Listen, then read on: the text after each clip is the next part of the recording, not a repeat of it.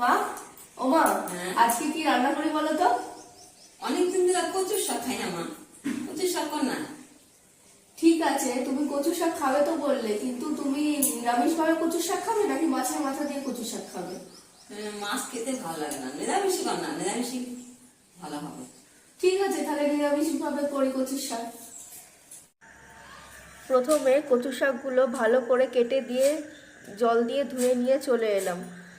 এরপর কচু শাকগুলো প্রেসার কুকারে নিয়ে পরিমাণ মতো লবণ আর পরিমাণ মতো জল দিয়ে কয়েক মুঠো ছোলা দিয়ে প্রেসার কুকারে দিয়ে দিলাম। 10 থেকে 12টা সিটি দিয়ে নামিয়ে নেব।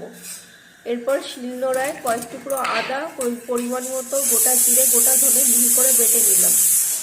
এরপর কড়াই বসিয়ে কিছুটা সর্ষের তেল গরম করে দুটো শুকনো লঙ্কা, একটা তেজপাতা, পরিমাণ মতো গোটা জিরে দিয়ে ফোড়ন করে নেব। ফোড়নের মধ্যে যে মিহি পেস্টের মশলাটা করে রেখেছিলাম ওটা দিয়ে দেবো। দিয়ে মিনিট 5 কষিয়ে নিয়ে কচু শাকটা দিয়ে দেবো।